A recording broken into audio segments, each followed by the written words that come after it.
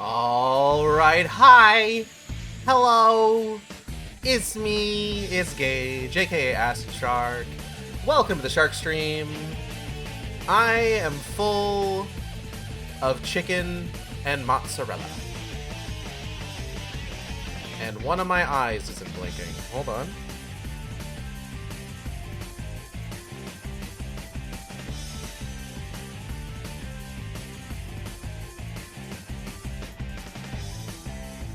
Okay, I think we're good. Hello and welcome to the Shark Stream. It's me, it's your boy.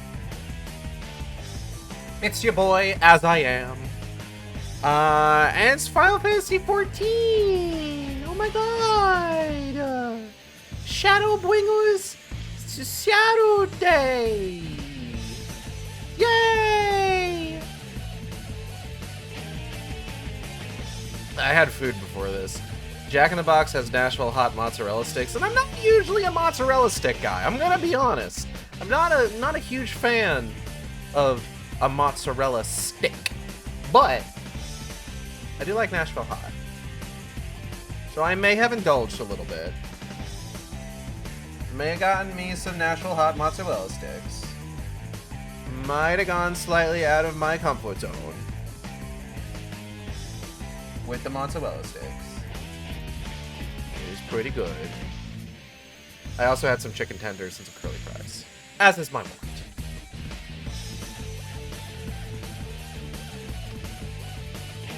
I was working all day today. I had to pick up a shift, so that's why I couldn't get the stream started any sooner. Such is life. You know how it is. Oh man.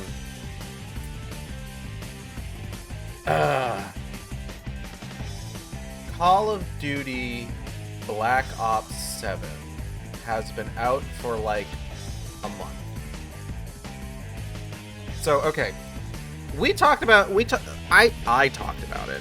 I talked about Call of Duty Black Ops 7 a little bit ago because I was a little shocked that we got COD Blops 7 at all, right? Because usually the way that Call of Duty will do it is that they'll alternate release years. One year we'll get a Black Ops game. One year we'll get a Modern Warfare, or I don't know, whatever else fucking shit they want to shovel onto the goddamn market. Who cares? Who give a fuck?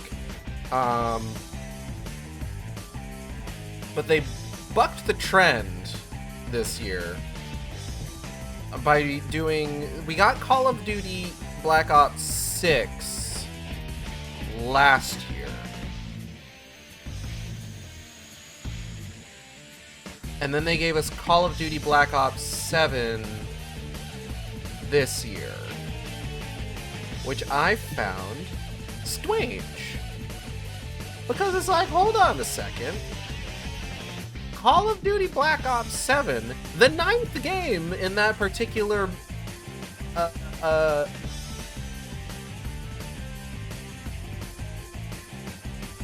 I don't know what you would call it. Like, it's like a franchise within a franchise. Anyways, no, you're not supposed to do that. You're supposed to stagger these things. We're supposed to get, like, Call of Duty Nintendo Shitcube or whatever. Who give a fuck? But, like, no, they do Black Ops 6, Black Ops 7 year after year. It's just like, hold on a moment. Hold on just a fucking second here. No. You stop that. And apparently, the curse has come to claim its victim. Because apparently COD Blops 7 doing real bad. Doing real bad. Like, they had to like put out a statement saying just like, hey guys, sorry we did back-to-back COD Blops years. We're really sorry. We double dog Pwami will never do it again. And then beyond that, the game's been out for like a month. It's already been discounted to like $35. This was a $70 game. And it's been discounted 50% on Amazon already, which is wild. you don't see a discount that deep on a new release unless shit is dire. Like, I want to say the last time I saw a discount that intense on a game that had not been out very long, I want to say it was Suicide Squad Kill the Justice League. Like, I'm reasonably certain.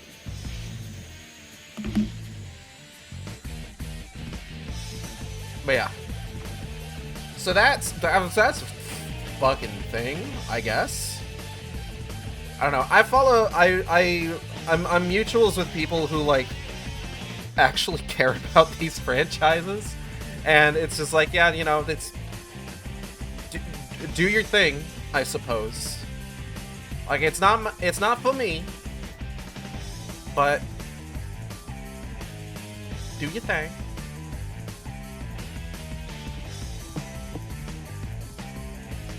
But, like, I do end up kind of just, like, absorbing a lot of information about this stuff via Osmosis Jones. So I do tend to hear about it a lot. A lot of Soma posting recently. Just, like, within the last week or so. I guess Soma is on, like, a pretty steep discount on Steam right now. It's, like, 95% off. And I've been seeing a lot of people talking about it.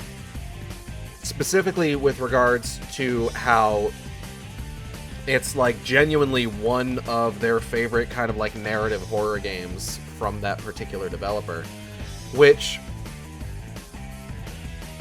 I mean, I feel like I don't really see a lot of people talk about Soma very often. And it's got me thinking, maybe I should check out Soma. I own Soma, is the thing. Like, I already own it. So I could just boot it up if I wanted to. If I didn't have so many things that I was already kind of trying to get around to, I would probably do it as, like, a kind of buffer game between, like, major stream series. Like, for example, like, I just finished my initial run of Chronos: The New Dawn.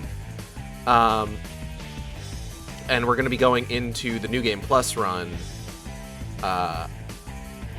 once we finish all of our New Game Plus runs of Silent Hill F, which I don't think should take us very long if the...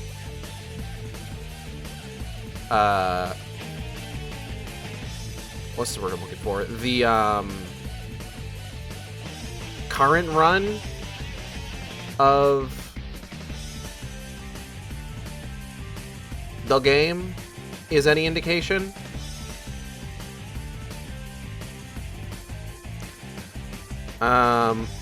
And I'll especially have an idea of that, like, especially, like, with the UFO ending. UFO endings tend to shave a good chunk off the end of the game, in most cases.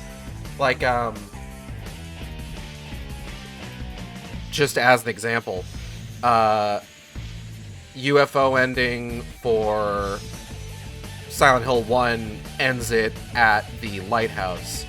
UFO ending for Silent Hill 2 basically removes the entire Otherworld level for the hotel. UFO ending Silent Hill 3 cuts you off at the halfway point. UFO ending for Silent Hill Origins ends it in the motel area before you've even fought, like, the second major boss enemy of the game.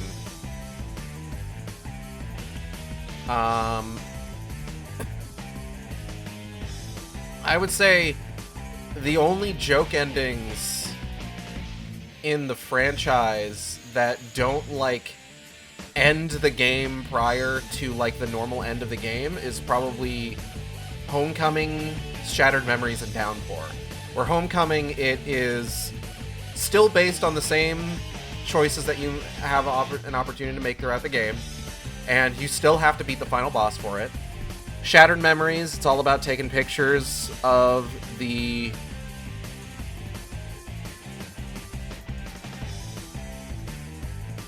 what are they called? UFOs.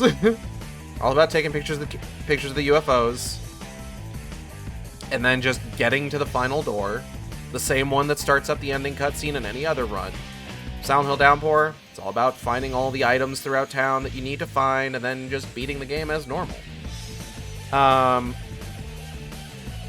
So it's entirely possible that when we do go for the UFO ending of Silent Hill F, it might be something that ends the game relatively early. So I am expecting our Silent Hill F like full playthrough for all endings to probably end in early 2026.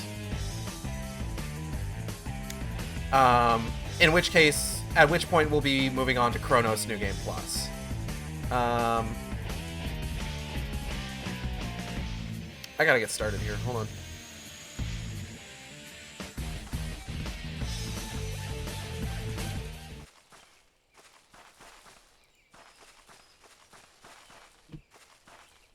There was something I wanted to talk about with Chronos.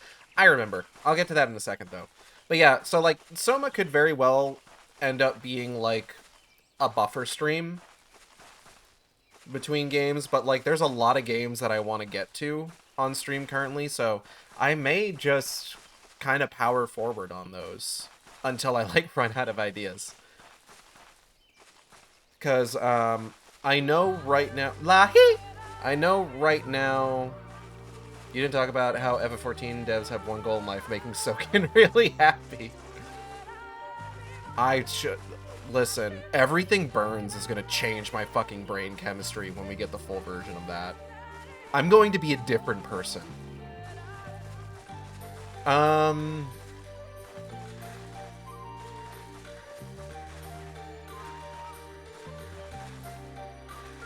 Because what do I got planned? Ghostbusters is next on Tuesdays. And after that is going to be Aliens vs. Predator 2010. Which I'm very excited for. I kind of want to do Alien Isolation maybe at some point, like with the sequel, and then Alien Rogue Incursion as well, if I can get my hands on that game.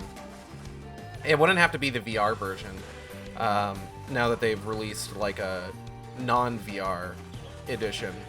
I think that's super cool. I think it's super cool that there's a non-VR version of that game.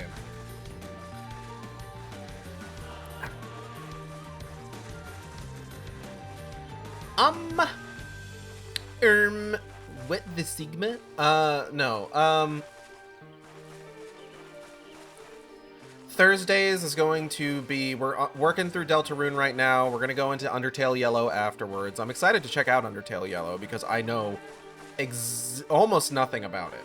I was going to say exactly dick about it, but no, it's almost nothing because I do think I ran through like a plot synopsis on Wikipedia for it.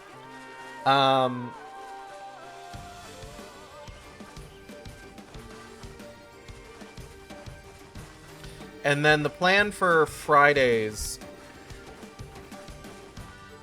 Because, like, right now, it's, like... Tuesdays are games that I want to... That, like, I enjoy that I want to show off, right?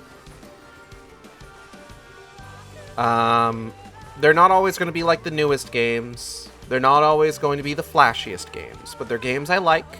And they're games that I want to play. And they're games that I... have been wanting to play for a while. Like, I've been wanting to do Aliens vs. Predator for years now. You know? Hello, Kale. Welcome.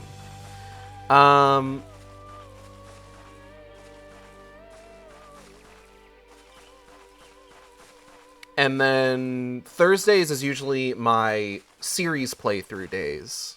Which is why we did Undertale, went straight into Deltarune, and are going to go into Undertale Yellow. Because it's just like, okay, I'm playing all the games in a series. And once I finish Undertale Yellow, the plan is to get back into... Hold on. The plan is to get back into Legend of Zelda Breath of the Wild per my Dark Pact with friend of the stream, Audrey. I gotta look so ready to punt the Great Serpent. And then Fridays I'm kind of using right now for my... For my, what am I doing on Fridays?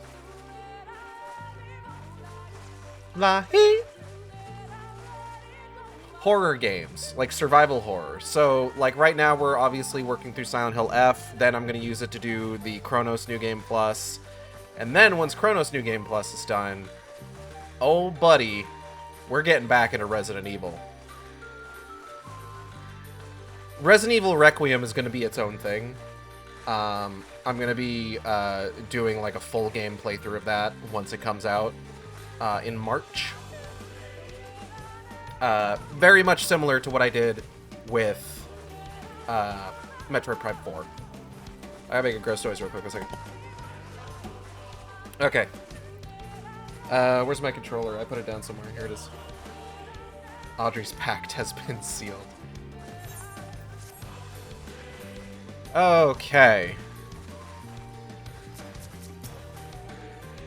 Even Emmett Selk was taken aback to find a mural illustrating the final days in these ruins. What other surprises do you suppose yet lie within? I feel oddly ill-equipped to venture inside, but with you here, I'm sure things will work out. Hello, Xanda. Oh, are there any trials ahead? You're not getting into the end of 5.3, are you? Right now, it's just a solo trial. I think we're like mid 5.2 right now. So we've still got a good chunk of game to get through before the end of 5.3. So we're squarely in, like, trials are sequestered into a different quest chain right now.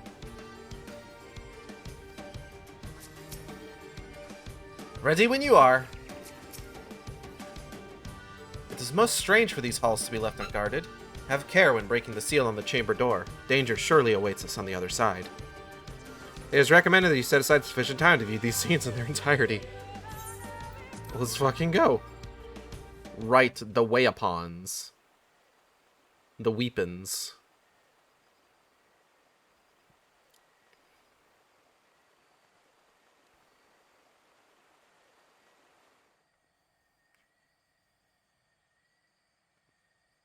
Come. Our new discoveries are to be found this way.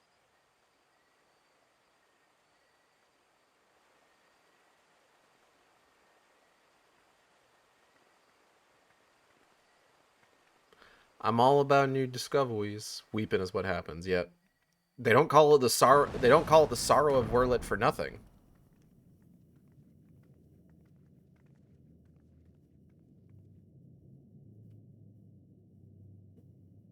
The people of Ronka are known to have venerated animals, but these features do not match those of any indigenous species. This is no common beast.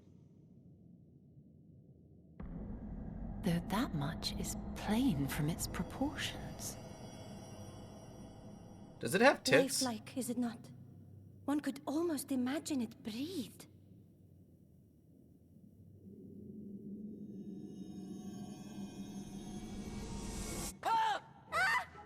Ha!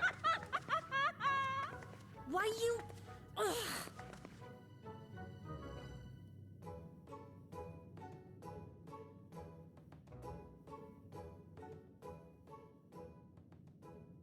Ooh.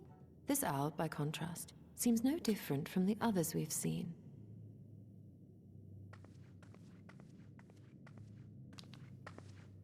The sealed door lies ahead.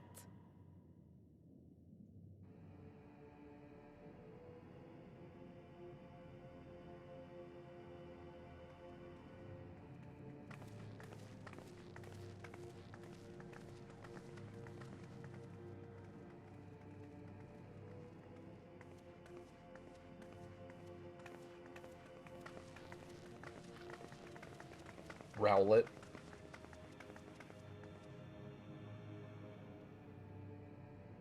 As you see, one statue is missing.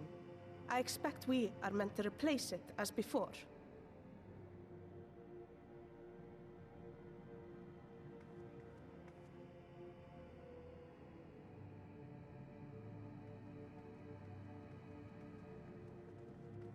Too simple. There will be some additional defense mechanism. Girl, probably.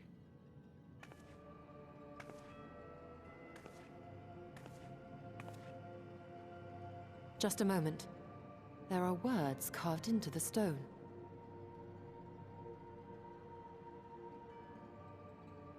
He who would disturb a hero's deserved slumber shall instead waken the beast and know his folly. Wait! Don't! Uh-oh. What? But I only... What Girl, put it back! Girl, put it back!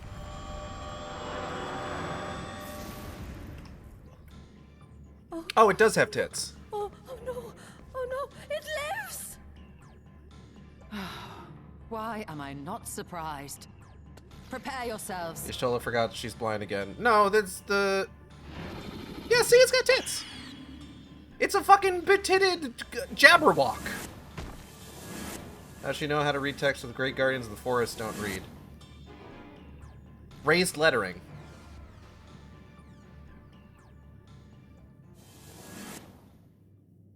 Or recessed lettering. Either one. Hello, Ion Agenda.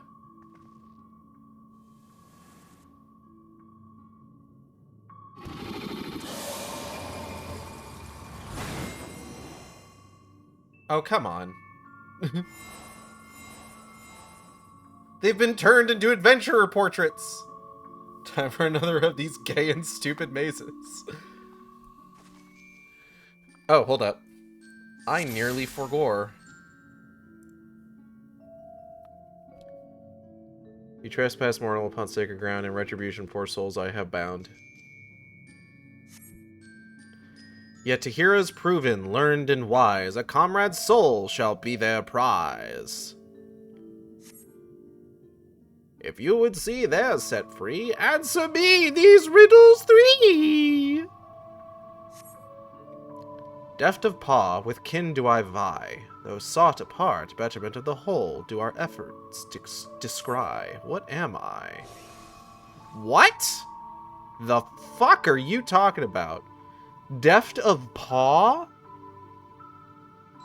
I guess a curl? Curl's got paws. Right? Alas, 'twas the oppo oppo. Fuck off!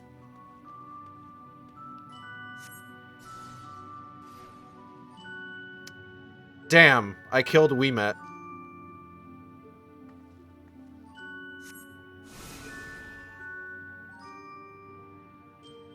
Fearsome Fang, I travel with Pack. Together we find harmony, and thus for peace our land does not lack. What am I?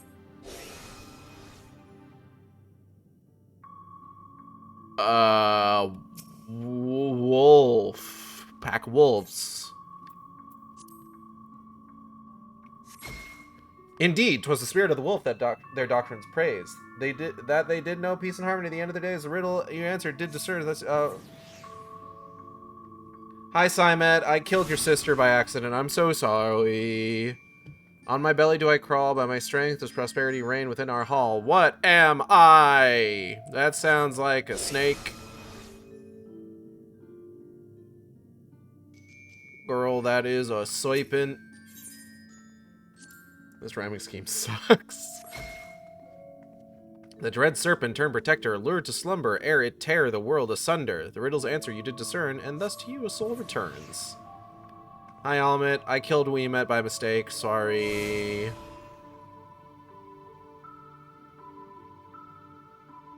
Desire you that which I yet claim? Then we shall play another game. A test of mind and memory. Choose wisely, and you all may yet go free. Twixt these talismans, hide friend and foe. Choose your companions well, or sorrow no. How pissed was Y'shtola be? Oh, she'd probably be pretty mad. Ah, fuck!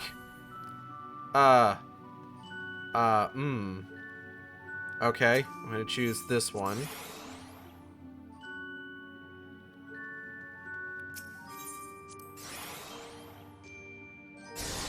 Okay.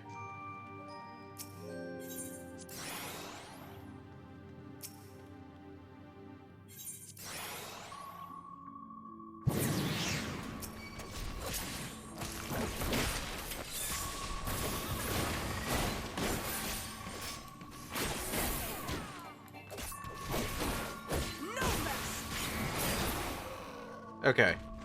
Let's see. Ah! I did it! Hey, girl, hey.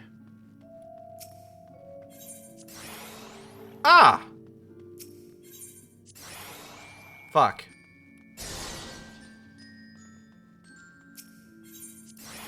Hey, we met. We thought you were dead.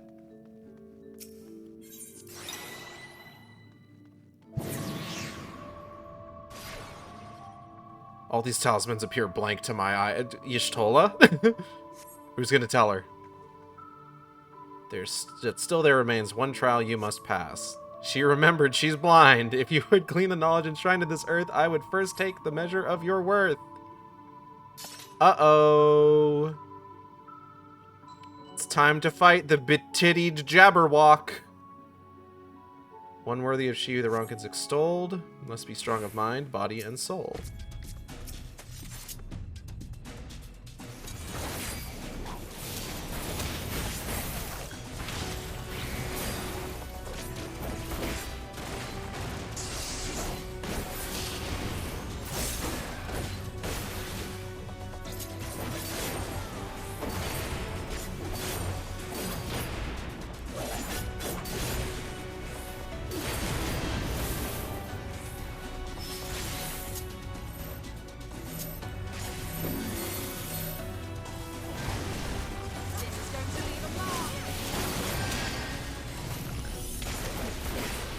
I've been thinking ever since the end of the stream about the ending that we got for...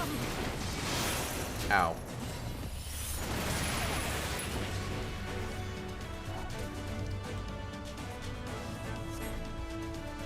About the ending that we got for Chronos.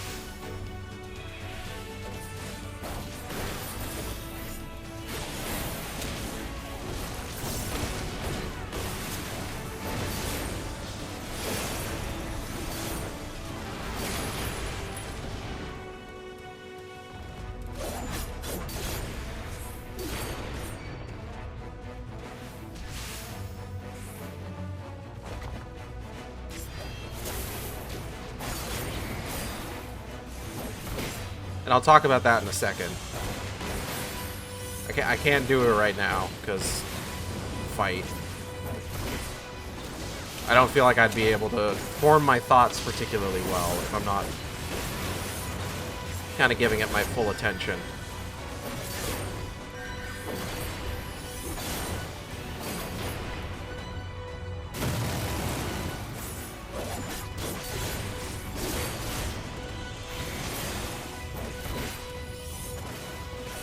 Have I played Bastion before? I haven't. Ladies, why would you stand in the AoE? Ladies. Why would you stand in the AoE? Why would you do this to me in particular?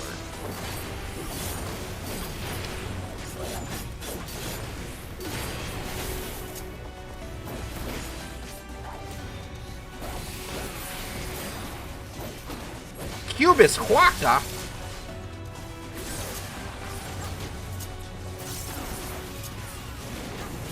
Back in the days of paradise, everyone loved the Cubis.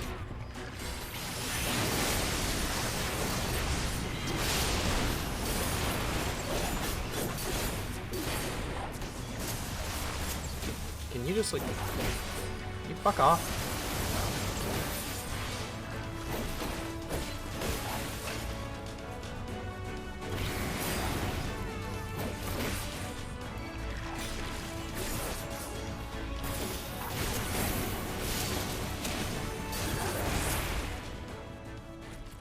Yeah, well fought hero, the trial is complete, the way is open, and thus I concede defeat.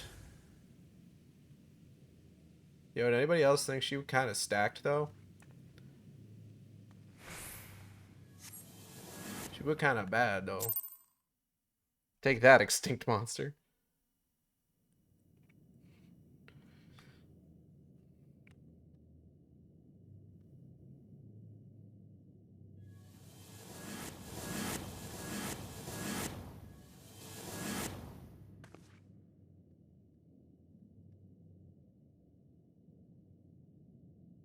'Twould seem the magics have returned us. How polite. Now, what have we learned? Ah, we were bound to run into a living statue eventually. And now we can open the door.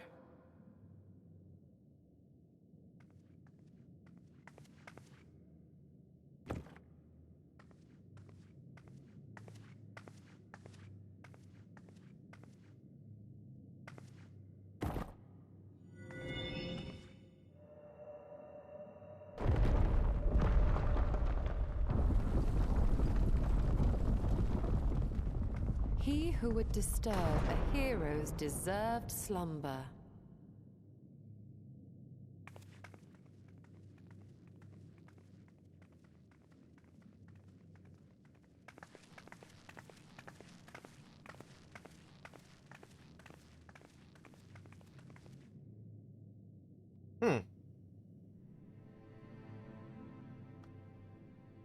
Bunny?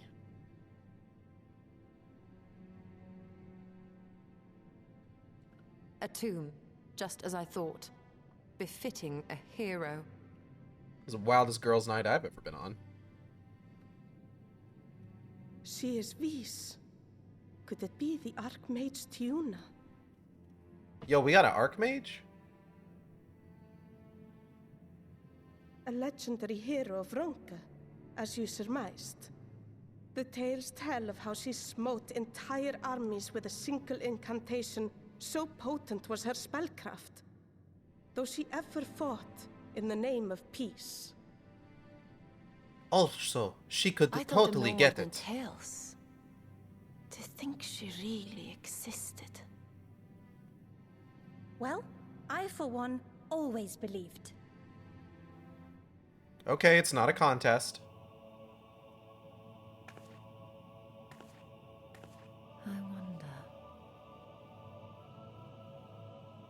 By the light of fallen stars, great power awakens. Tiuna was not only a master of spellcraft. It is said she could see truths long lost and hear the voices of men's hearts.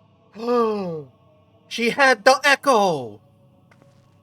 She was a warrior of Not light! less than the echo. In which case, none of this is mere coincidence. Fucked up if true. A shower of stars setting the sky aflame. And in both this world and the source, we find individuals within whom a mysterious power awakened at the sight. This is kind of one of my We favorite can never unpick the why of it. details Now, however, of the echo, I believe we might. actually. Does the scene depicted here not resemble the one we saw when we first ventured into the Katana Ravel? Moreover, does it not recall that which Emmett Selk invited us to witness in Amarot?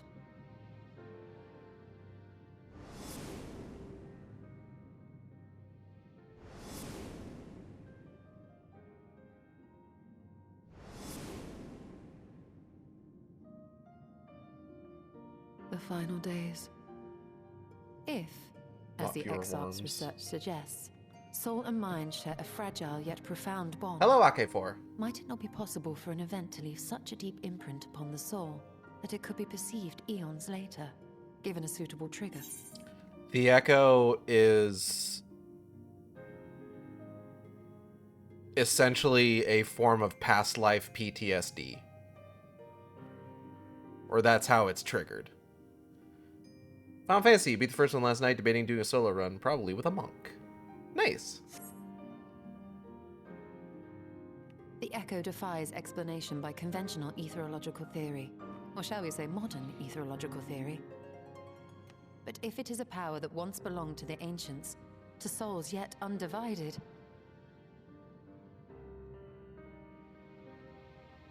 Anyone who's ever gotten the echo has a soul that is so I'd see my way into traumatized the by realm the of pure final days speculation. And I call myself a scholar. that even seeing something that gently reminds them of the final days causes them to have horrible flashbacks and unlock the ability to see into the past, see into the future, understand understand people speaking different languages. I don't quite get how PTSD gives you future vision and mind reading. Or they. True. Or they're God's dog. Or they're God's dog. Also a possibility. I shall refrain from making any further wild claims until such time as I have evidence.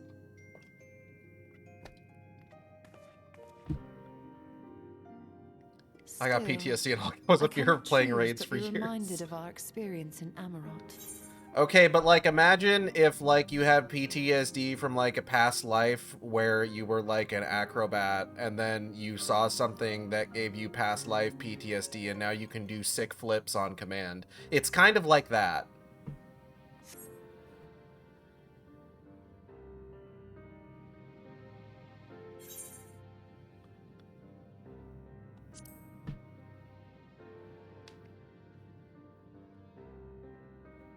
Remember us.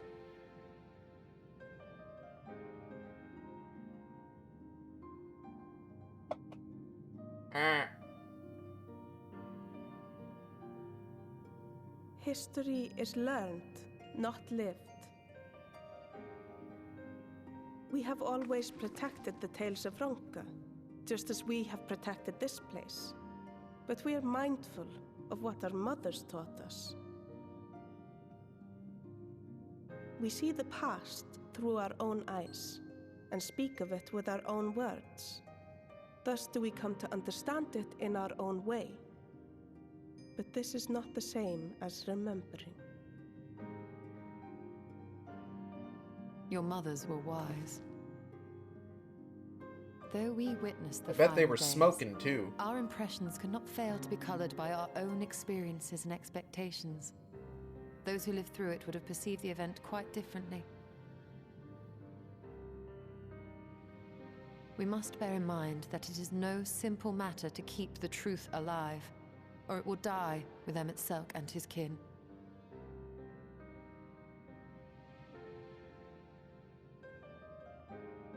But we have disturbed Tuna long enough.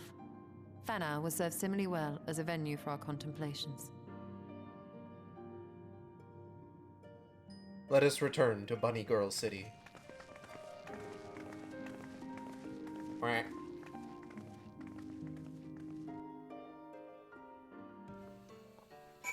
So like I said, I've been sitting with the ending to Chronos that we got for a little while. And one thing that I want to do is that when I get started on the New Game Plus run, I want to run through the end boss again before I start the stream, and then start the stream by looking at the other ending before getting into New Game Plus. Because one thing that stuck out to me is that part of the reason that I ended up going with the ending that I got is that I was sitting there listening to Veronica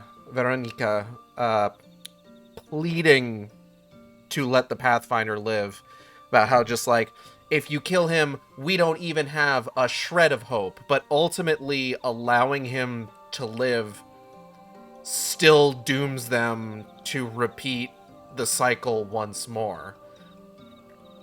So there isn't even a shred of hope with that ending. Like it's the opposite. It's everything just begins again. And I was sitting with that because I was trying to think about, like, okay, what is this trying to say? Because the issue with the medium, obviously, is that if you think about its ending for more than 2 seconds, you kind of realize, hey, wait a minute, this is sort of fucked up. And I came out of Chronos feeling really good. I felt like it was like a kind of a suitably dark ending where it's just like, in giving in to pleas to keep hope alive, you have ultimately doomed the future to recursion, right? What does that say? What is that saying about, like, the state of the world within the game? What is that saying about, like, the greater nature of, like, humanity and stories itself? And like I said, I think ultimately I'm going to need to A, see what the other ending is, and B, see what the New Game Plus ending is, to really get a sense for what the game is trying to say. But at the moment, it seems like almost like reckless hope can be just as dangerous as, like, utter despair. You know? Like, that's what it feels like. Where it's just like, yeah, you let him live, which in Veronica's eyes means that humanity still has a sliver of hope that they can fix what's broken. But in refusing to accept that all of this happened because of this exact moment, and refusing to change, in choosing to make the same choices that ultimately doomed everything, that's not hope. You know? Like, that's what it feels like.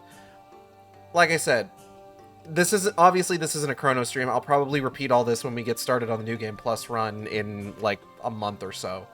But it's something that I've been kind of sitting with for, like, the last few days since we finished the game on Tuesday. Like, this has just kind of been kicking around in my head.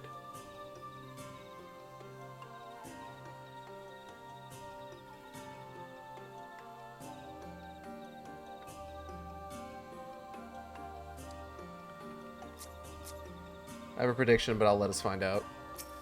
Please do. We learned nothing of the Asians, but the potential link between the Echo and preternatural star showers is intriguing. I sorely underestimated the defenses of these ruins. Perhaps Simet was right to urge caution. Tiuna is the reason I took up spellcraft, you know. Never in my wildest dreams did I imagine her tomb would be found, let alone that we would be the ones to have the honor to do so. By your pensive expression, I take it the tomb has given you much to think about. That is well. In time, the knowledge you have gleaned will lead to understanding, and thus arm you for what is to come. Before you leave, however, I would speak again for the teachings of our forebears, of histories learned, not lived. The legend of Tiona and her exploits has been told countless times over the centuries, yet as it is handed from one generation to the next, the story changes. With each telling of the tale, there are new flourishes, details changed or lost. We can never truly know how she lived, for we were not there to see it. But we are here now to bear witness to your life. We have seen the change you have wrought, the echoes that will endure long after you are gone. And though it too will change in time, I swear to you, we shall do our best to preserve your story. Thanks, ladies. I hope you'll forgive me if I don't make an oath of my own, but I think it goes without saying we could never misspeak of your heroism. Perish the thought! So long as we are here, there are none among the Vis who will not know of all you have done for Norvrent. We are not deserving of such reverence, but we are grateful all the same. You can be certain we will have our own tales to tell of the great guardians of Raktika in the ruins of Ronka. I pray you safe travels, then. As ever, we shall await your return with open arms. Thanks, Goyles. So long as we Vis live, we shall preserve the truth of your deeds. In the short time we've known you, it feels as though we've experienced a lifetime of adventures. Adventures we are not like to forget. Perhaps we should create a new mural in your honor, and as a record for future generations. What do you think? Yes. Listen, Igeld ain't humble. If somebody's just like, do you want us to, create a grand painting or a statue to commemorate your exploits, she's 100% going to be on board with that shit. By all rights, you should be departing for the Crystarium, but Y'shtola does not seem ready to return. Although we learned naught of the Asians, the insight we gained into the Echo made our trip worthwhile. Before we return to the Crystarium, however, there's a small matter I would attend to in Slitherbow. Might I trouble you to come with me? Yeah, alright. Thank you. After we arrive, we should have a brief word with Runar.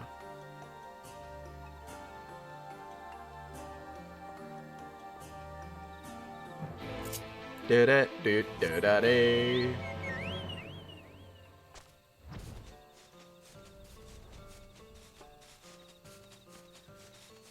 Ah.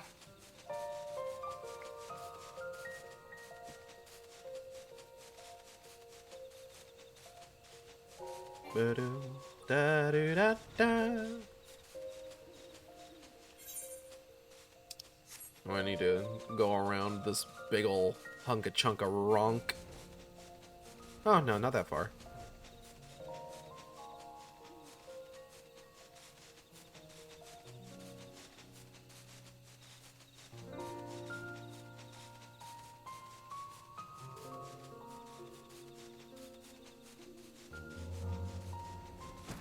Oh shit, the 5 Gomphotherium skins I put up for sale in the Limsala Minsa markets have sold for 504 gil after fees. Runa appears to be in characteristically high spirits. Hello, you gorgeous hunk of man. Eigeld, it is so good to see you. You've arrived at a most opportune time. I was preparing a pot of my famous stew. Come, I will ready a place for you. I'm sorry, Runa, but we haven't the... Please, I insist. It will only take a minute. How can you say no to that face? My apologies, Eigeld. It seems our return to the Crystarium will be delayed. Perhaps only for a bit, if you assist me with my work. I say work, but it is rather more a chore. I must clean my chambers here in Slitherbow from top to bottom. If you would be so kind as to go and fetch a broom from Askair, we might finish before Runar is done cooking.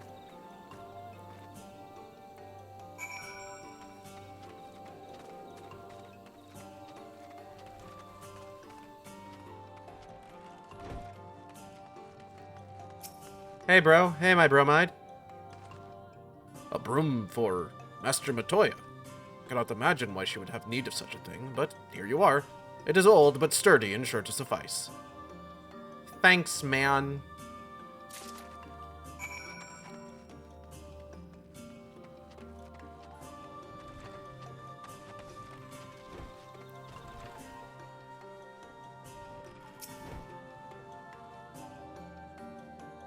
I trust Asgeir was able to find a broom for us.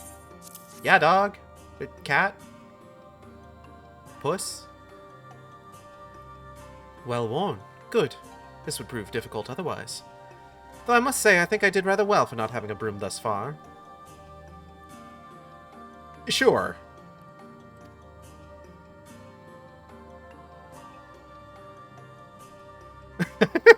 Even Eigeld's just like, no. Yes, well, you weren't buried underneath a veritable avalanche of books when you entered, were you? Right. Anyway, it is time I finished cleaning with the help of that broom.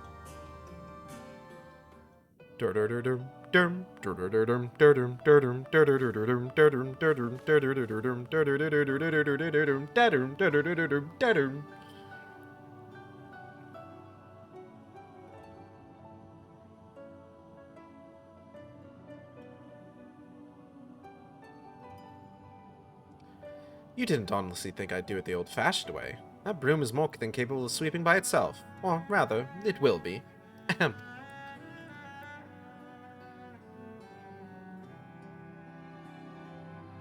A time to rise, to swish and sweep, a tidy chamber you must keep. To this task you shall be bound, until no dust is to be found.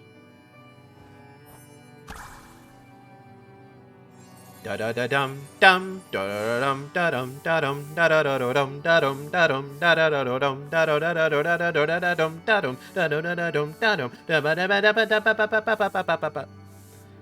In this one particular respect, I have no objections to following in Master Matoya's footsteps.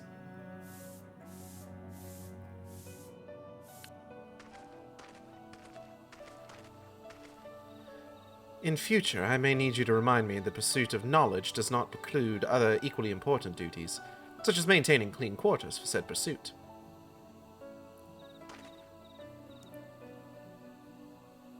I will dearly miss this place, these people.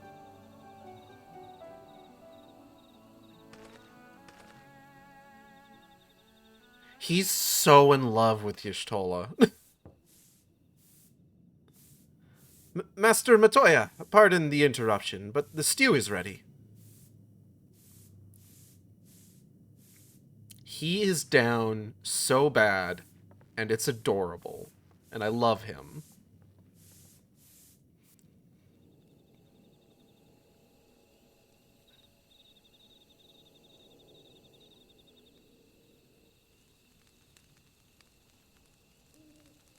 Is something troubling you? You've been rather quiet. No, everything is fine, I assure you. It has been a long day is all. I see.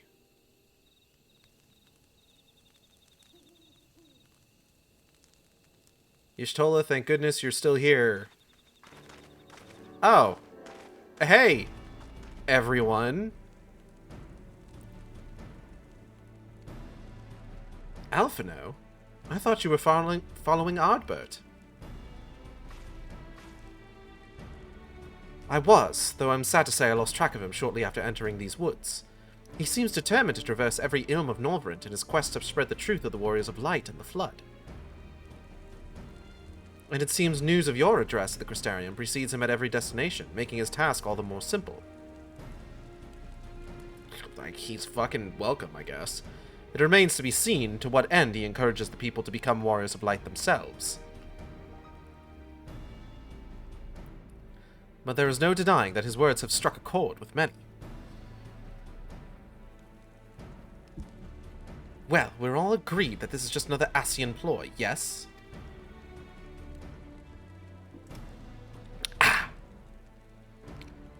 They've commandeered corpses before, and to no good end. I see no reason to think this time is any different, especially when it's that of a fallen warrior of light.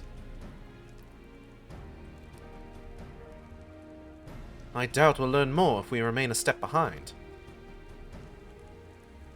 His next destination is, in all likelihood, Slitherbow.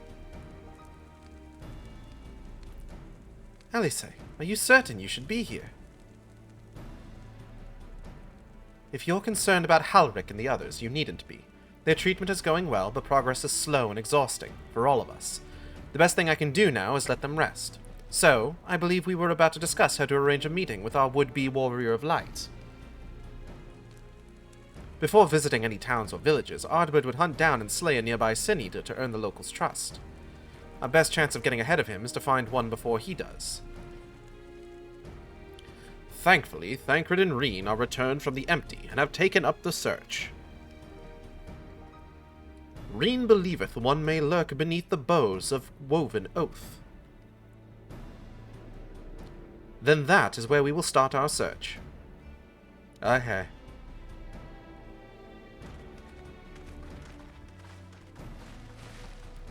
Master Matoya.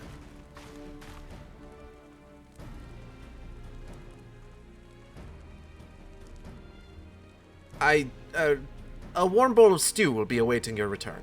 He's so cute. I look forward to it.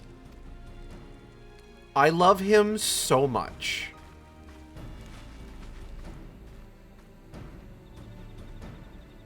Sweet, precious man can do no wrong.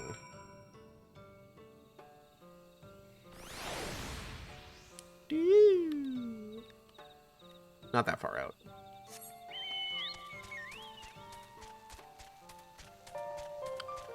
I believe I mentioned the other day, Natalie was showing me one of those videos. It's just like, can you guess the Disney song from its theme music, or the Disney movie from its theme music?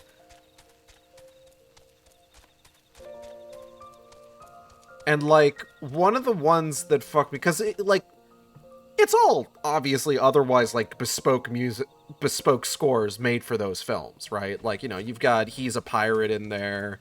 You've got stuff from Atlantis. You got stuff from Treasure Planet. But then one of them is just The Sorcerer's Apprentice. I'm just like, okay, hold on a second. Look, I will acknowledge that it's one of the stronger sequences from Fantasia. And it's definitely the most iconic sequence from Fantasia. But that was, like, already a musical piece. Like, prior to that movie coming out. Lahi! Does anyone remember Fantasia 2000? That movie was fucking weird. Hey guys.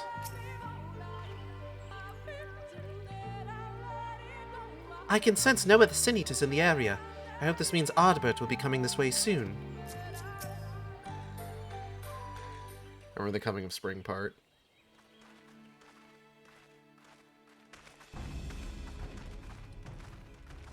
If you were hoping to vent your frustrations on our Eater friend here, I can only apologize. You're forgiven. Few as they are now, it took us no time at all to track it down. That suits our purpose perfectly. Now we need only wait for Ardbert to arrive. Weren't you two meant to be attending to the empty? Oh yeah, we finished with that. We were, and are, but we can hardly ignore the rest of the world. So we thought we might see how things were coming along. From what we can gather, the answer is strangely. Right now, we think we can do more good here. It is heartening to have all present. Indeed. We will be glad of the additional hands should matters escalate. Sure, man. Like, it's also just kind of nice to, you know, hang out.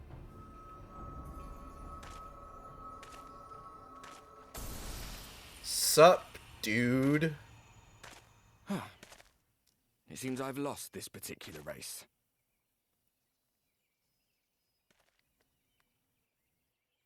Although I suppose it's only fair. When we first met, it was I who outpaced you. Ravana, was it?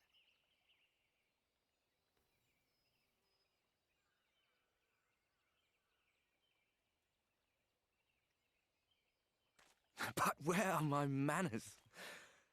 I wouldn't be here were it not for you, and I have yet to say a word of thanks. Extend a friendly fist.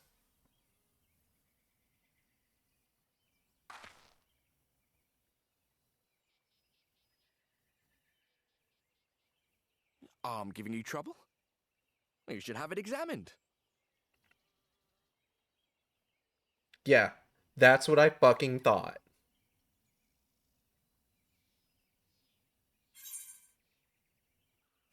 I thought you were supposed to be good at this.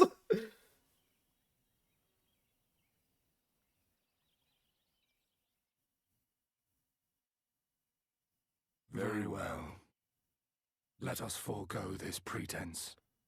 It would be nice. Like, let's... Like, we know it's coming. After all, it was never you that I needed to deceive.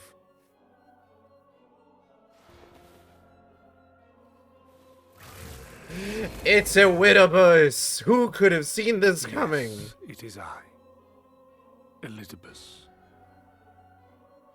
Through your time in Emet-Selk's imitation of our home, I dare say you have gained a better understanding of my role since last we met.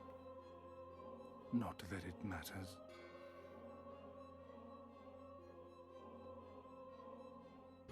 We understand your role, emissary, but not your goal. What is it that you seek to achieve?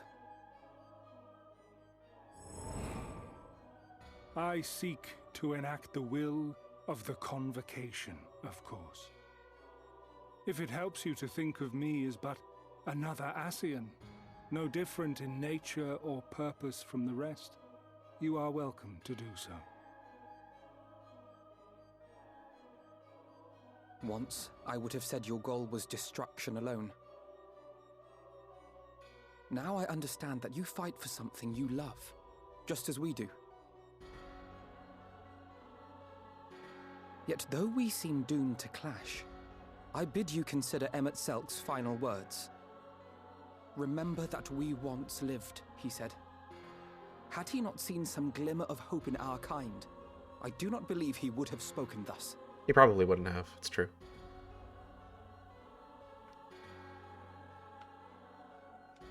None better understood your plight than he. His words must surely be worthy of your consideration.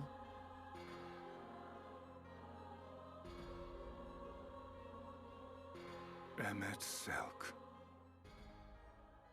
Are you about to shit talk him to our face? How very unlike you to err so gravely. Yep.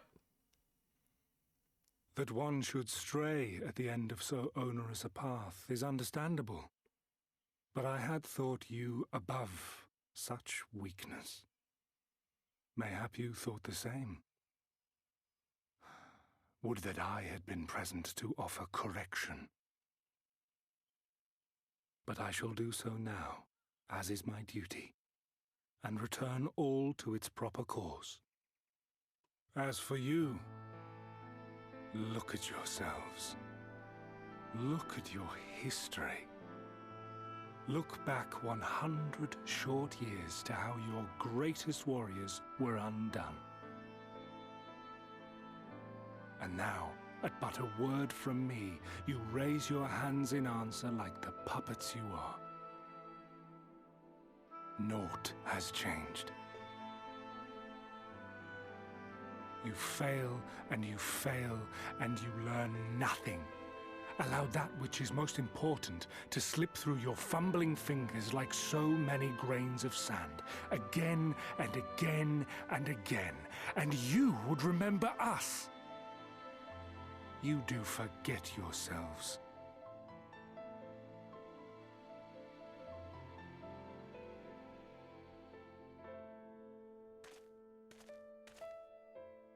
There is no common ground to be found between you and I, nor do I require any. I have my duty. Wait!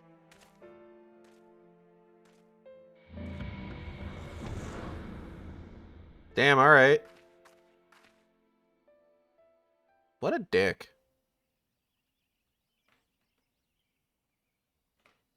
Well, we have confirmed the identity of our foe at least, and 'tis safe to say his objective is the rejoining.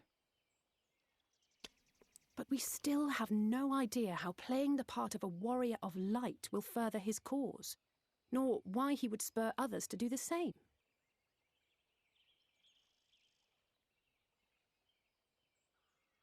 Another visit to the Tempest may shed some light upon these mysteries.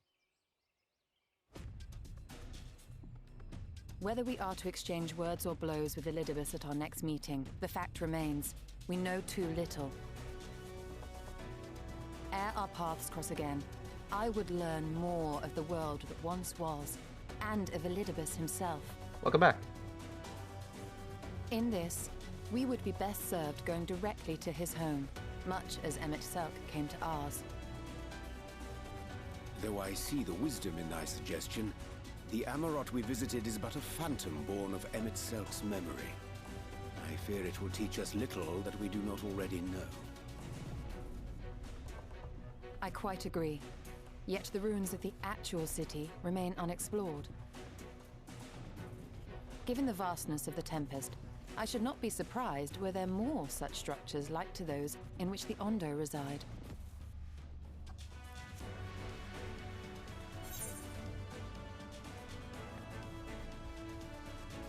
As long as you don't make me do any more chores.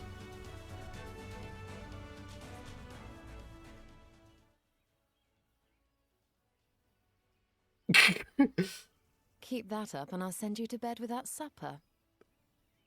Oh. Getting cheeky with it. Assuming we are all in agreement, then I suggest we first pay a visit to the Ondo. Oh my god! If anyone can tell us Music more fading about back the in! farm, it is them.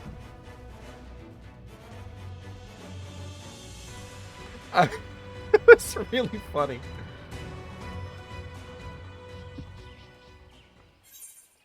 Fantasia 2000 was like a really weird film.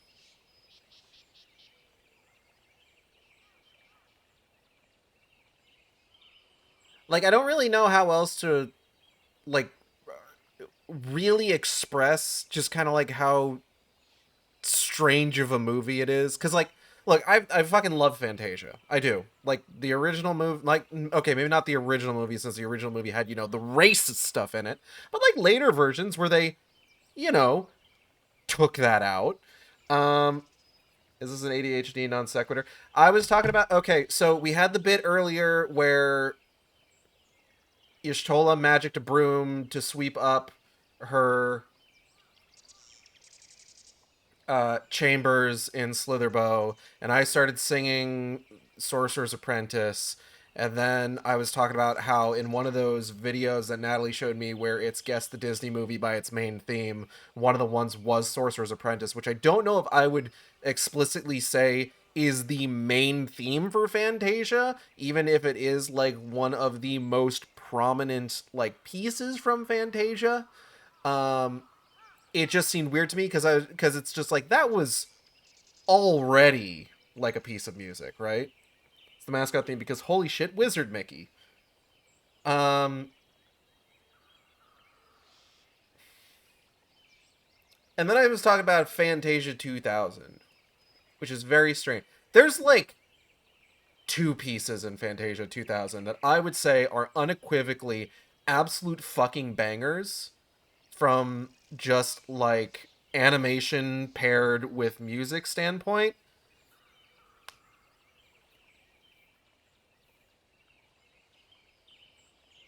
I like Fantasia 2000 and you're wrong. I haven't said what the two sequences are yet. You got to give me a second.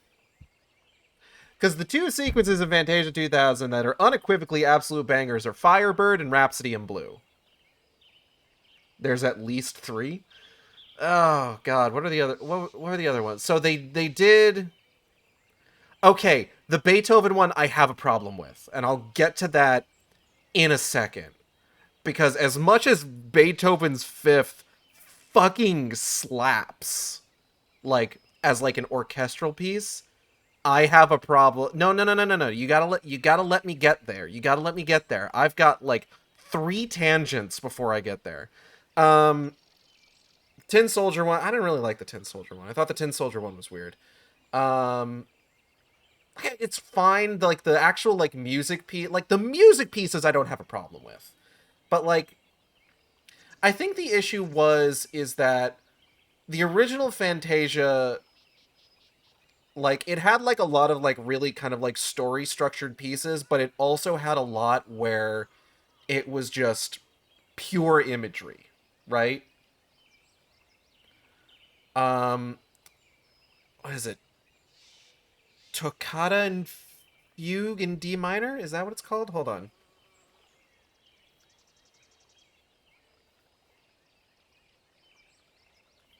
Toccata and Fugue in D minor. Toccata and Fugue in D minor is probably one of my favorite pieces from the original Fantasia because it's just pure vibes. 100% abstract. There's also the Nutcracker Suite, which is a little bit less abstract because it uses like clearly defined like shapes and objects, but overall it doesn't follow like a structure, like narratively speaking. And those kind of balance out the other ones that do follow a structure, like Sorcerer's Apprentice, or the one with the centaurs and the Pegasi, or another one. I'm sure there was another one in there that I'm forgetting. Gator and Hippo! Yeah. I like that one. Classic. Furry icons, quite frankly. Fast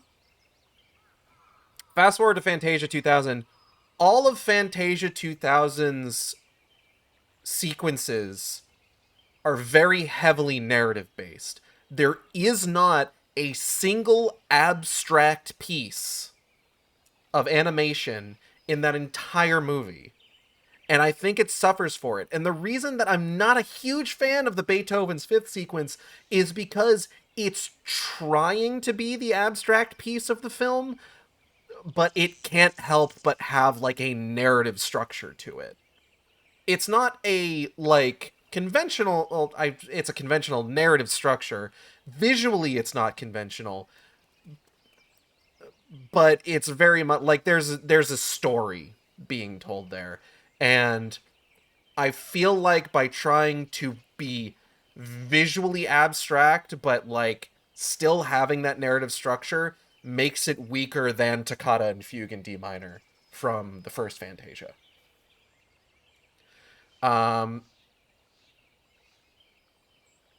Tin Soldier is pretty mid. I don't hate it, but like if I had to skip any of them, Tin Soldier would probably be one that I would skip. Pomp and Circumstance is such a weird pull. The Flamingo. I don't remember the Flamingo one. I might need to rewatch Fantasia 2000 at some point. I might need to rewatch the Flamingo. Oh wait. It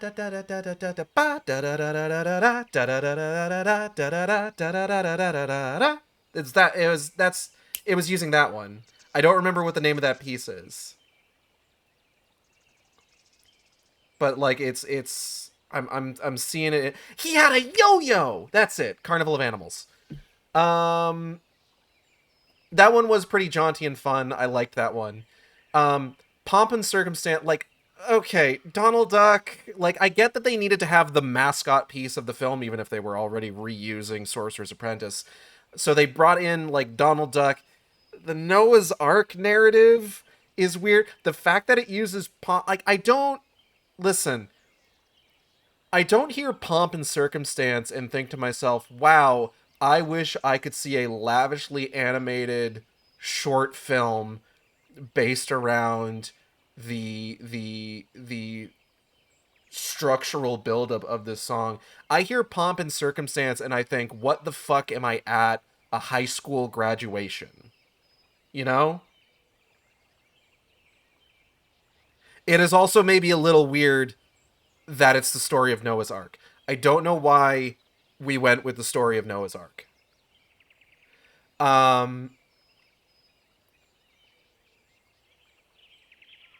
Rhapsody in Blue, fucking banger. Firebird, holy shit, the Firebird! Listen, all I need to say is holy shit, the Firebird, and everybody who has ever seen Fantasia 2000 in their lives agrees with me. It's because Pompey Circe is a procession and they went with a different procession. Yeah. Yeah, the Firebird. Firebird fucking slaps.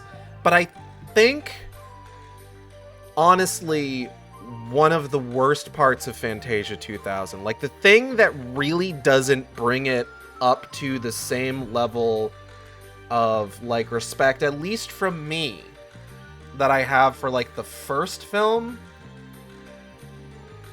is the intermission bits between each piece, where it's just like, we brought in this celebrity to introduce the next piece, because it's just, it feels weird.